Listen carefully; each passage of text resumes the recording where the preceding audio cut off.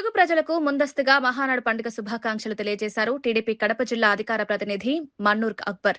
తెలుగు ప్రజల ఆత్మగౌరవాన్ని కాపాడిన మహానేత ఎన్టీ రామారావుని, ఆ ఆత్మగౌరవాన్ని ప్రపంచవ్యాప్తంగా తీసుకెళ్లి తెలుగువారికి అండగా నిలిచిన నాయకుడు చంద్రబాబు నాయుడని తెలిపారు.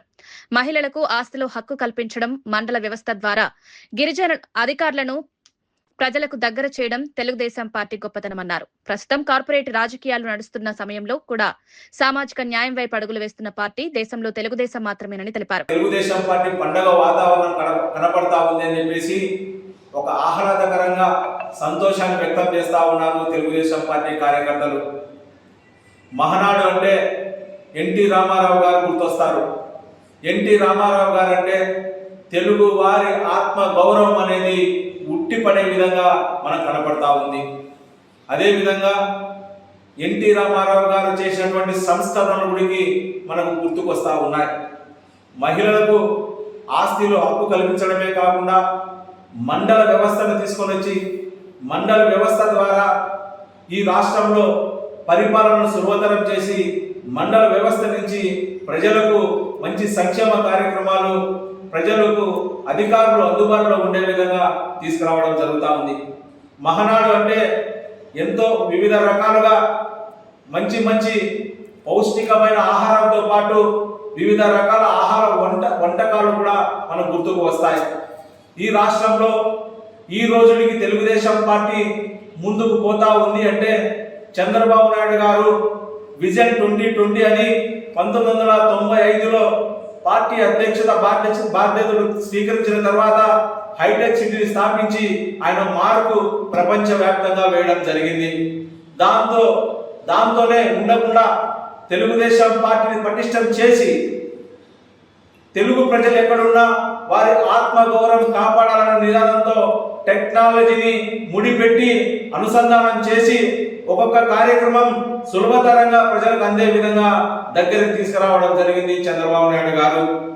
లోకేష్ బాబు గారు అయితే కార్యకర్తకు పార్టీకి మధ్యలో దళారులు ఉండకూడదు, వారు ఉండడం మూలంగా వారికి ఇబ్బంది జరుగుతుంది అని చెప్పి నేరుగా తెలుగుదేశం పార్టీ కార్యకర్త కనెక్ట్ అయ్యే విధంగా వ్యవస్థను తయారు చేసి గుర్తించడం జరుగుతుంది, వాళ్ళ గౌరవించడం జరుగుతూ ఉంది. అదేవిధంగా పోయిన సంవత్సరం మహానాడులో ఎందుకు మండల పార్టీ అధ్యక్షుడు పొలిట్ బ్యూరోలో కాకూడదు అని చెప్పేసి ఆయన ఆలోచన చేసి తీర్మానం చేసి దాని తర్వాత అమలు చేయడం జరిగింది. ఈ మధ్య కాలంలో ఒక మండల పార్టీ అధ్యక్షురాలను తెలుగుదేశం పార్టీ అత్యున్నత స్థానమైనటువంటి పొలిట్ బ్యూరోలో కూర్చోబెట్టి గౌరవించి క్రింది స్థాయిలో ఉన్నటువంటి కార్యకర్తను మనం పై స్థాయిలోకి తీసుకొని రావాలని చెప్పేసి ఆయన గుర్తించడం జరుగుతూ ఉంది. ఇప్పుడున్నటువంటి పరిస్థితులలో కార్పొరేట్ వ్యవస్థ అనేది వచ్చి ఉంది. అంటే డబ్బు ఉంటేనే ఏదైనా సాధ్యం అనే దానికి ఈరోజు తయారైంది.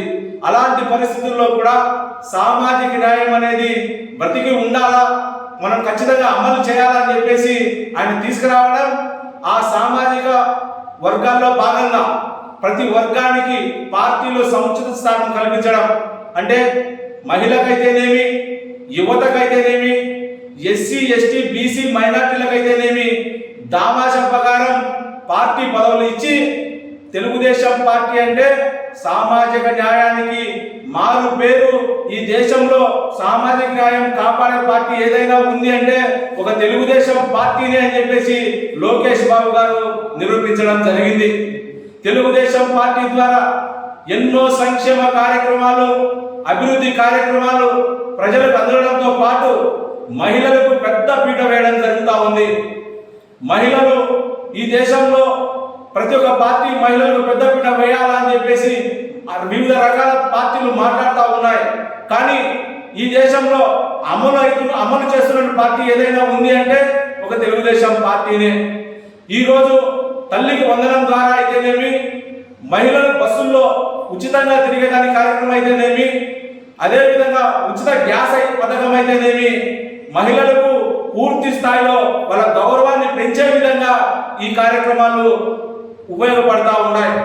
అదేవిధంగా తెలుగుదేశం పార్టీ కార్యకర్త మహానాడు వచ్చిందంటే నాయకులు కార్యకర్తల యొక్క ఆత్మీయ సమ్మేళనంతో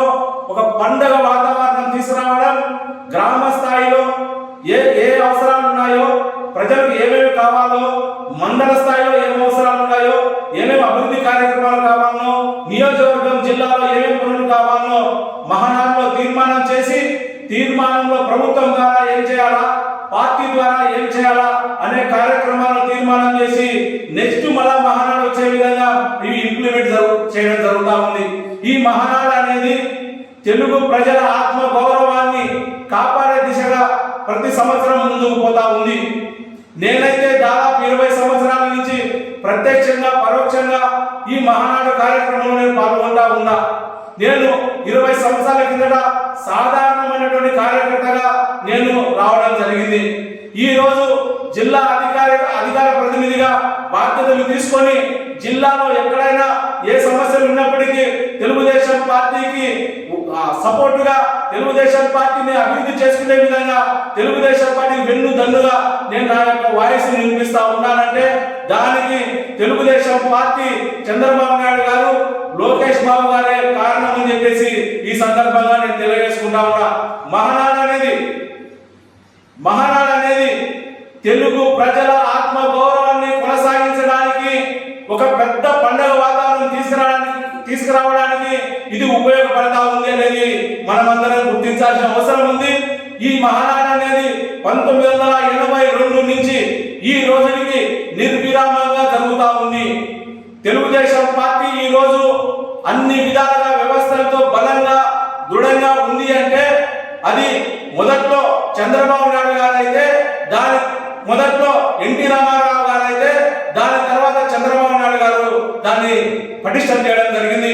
మధ్యలో కొన్ని కారణాల మూలంగా ఏదైతే మధ్యలో గ్యాప్ తీసుకురావడానికి కొన్ని దుష్ట శక్తులు పన్నాగం పన్ని తెలుగుదేశం పార్టీ నామరూపాలు లేకుండా చేయాలని చెప్పేసి పన్నాగం పన్నిందో, అప్పటి నుంచి యువకులం రథసారథి అయినటువంటి మన నారా లోకేష్ బాబు గారు, వర్కింగ్ ప్రెసిడెంట్ గారు, ఆయన గుర్తించి ఆయనను కూడా అవమానాలు చేస్తా ఉంటే అవన్నీ తట్టుకొని తెలుగుదేశం పార్టీని తెలుగు ప్రజల కొరకు ఖచ్చితంగా ఎప్పుడైనా అది బ్రతికి ఉండాల్సిందే, అది ఉంటేనే తెలుగు ప్రజల గౌరవాన్ని కాపాడుతుందని చెప్పేసి నమ్మి ఆయనకు ఎన్ని కష్టాలున్నా, ఎన్ని అవమానాలున్నా, ఎన్ని ఇబ్బందికరమైనటువంటి వాతావరణం సృష్టించినా కూడా ఆయన యువగలం పాదయాత్రను తయారు చేసుకొని సృష్టించుకొని యువగలం సృష్టికర్తగా ఆయన ముందుకు పోయి ఈరోజు 2024లో అధికారంలోకి రావడానికి ప్రధాన పాత్ర పోషించినటువంటి జాతీయ వర్కింగ్ ప్రెసిడెంట్ గారు అంటే నాడు ఎన్టీ రామారావు గారు, మధ్యలో చంద్రబాబు నాయుడు గారు, ఇప్పుడు లోకేష్ బాబు గారు 3 తరాలు తెలుగుదేశం పార్టీని కాపాడుకొని దాని ద్వారా తెలుగు ప్రజలను కాపాడుకునే దిశగా ఈ రోజు ముందుకు పోతా ఉన్నారు అంటే తెలుగుదేశం పార్టీ పట్ల వాళ్ళకు ఉన్నటువంటి చిత్తశుద్ధిని మనం తెలుగు ప్రజలు గుర్తించాలని చెప్పేసి ఈ సందర్భంగా తెలియజేసుకుంటా ఉన్నాం. అదేవిధంగా రాష్ట్రంలో 27-28వ తేదీన పండుగ వాతావరణంతో ఆత్మీయ సమ్మేళనంతో కార్యకర్తలు 1875 మంది కష్టలతో ఈ వాతావరణం జరుగుతా ఉంది. అందరూ హాజరవుతారని చెప్పి ఈ సందర్భంగా తెలియజేసుకుంటా ఉన్నాం. మేము ఈ సందర్భంగా ఎన్టీ రామారావు గారికి, చంద్రబాబు నాయుడు గారికి, లోకేష్ బాబు గారికి కృతజ్ఞతలు, ధన్యవాదాలు తెలియజేసుకుంటూ సెలవు తీసుకుంటా ఉన్నాం.